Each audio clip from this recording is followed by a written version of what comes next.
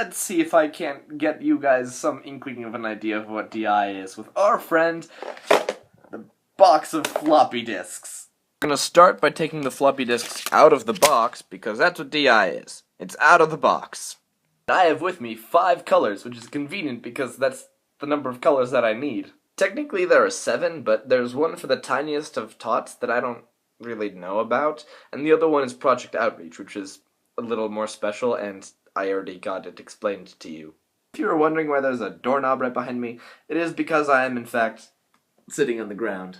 Why I have the floppy disks? That's a story for another day. We have our beautiful rainbow of... Wait, 1 second, that's not a rainbow. Now it's a rainbow. I'm just gonna switch out this green one for the better green one. Yeah, Swag King Kong! I can't believe that I have the most green floppy disks and didn't immediately jump to Swag King Kong. I'll make it rain green! Now that we have our actual rainbow, we have the different 5 subcategories, which are technical, structural, scientific, fine arts, and improvisational. The diversity of the challenges helps make it so more people can do DI. You don't have to be completely theatrical or completely technical. Every challenge does hold some kind of theatricality or technicality to it, depending on which challenge it is, which is part of why I made it an actual rainbow rather than the jumble jarble. A team between 2 and 7 chooses one of these challenges, or if they're the tiniest of tots or are doing Project Outreach. Let's pick a challenge to do. Let's pick improv, because blue is my favorite color, and I really like improv. Now that we have our challenge, we can just crack it open and see what makes it tick. See what the meat of the challenge is all about. What we have to complete. I was really bored one day, and I just broke open a floppy disk, and look, it's a disk that is floppy. This is the stuff that we get to work all year on. We have all of the stuff that we need, and we have to figure out how to put it back all together to complete the challenge. In this case, that's not exactly right.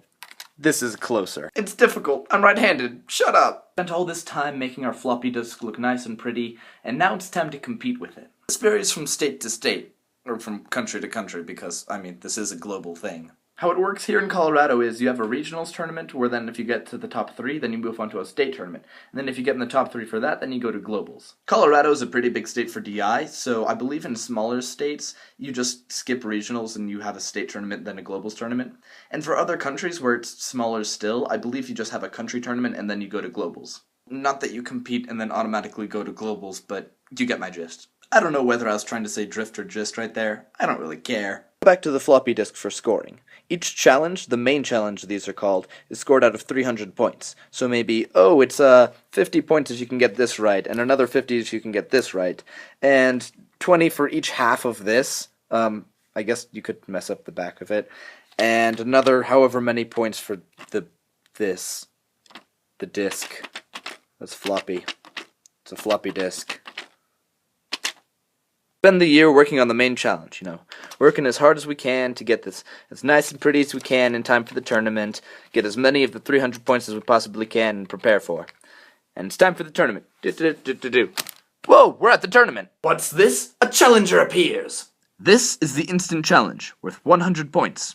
It just looks like a smaller version of the main challenge. After literally being sworn to secrecy, we are led into a small room with a few appraisers and given the instant challenge. These help round out what a team has to accomplish. Like a more technical challenge team might have a performance-based instant challenge, or a theatrical team might have a more structural-based challenge. An example of each being, oh, perform a skit where you use these materials as a mask or a hat. And a structural one being, oh, with these materials, make a tower that can, like, hold these weights. These put a team's ability to think on its feet to the test, lasting, I believe, no longer than, like, 10 minutes. I've had one where I was in and out of the room in 5 minutes. But the point is, they're short. While you can prepare by doing a bunch of practice instant challenges, you can't prepare yourself nearly as well as you can with a main challenge because this is given to you in the moment. That ran a little long. I suppose now would be a good time as any for me to say, good morning, I'm the Looking Conquistador. Today is June 2nd, 2014. The song of the week is Bad by U2. As for the weather...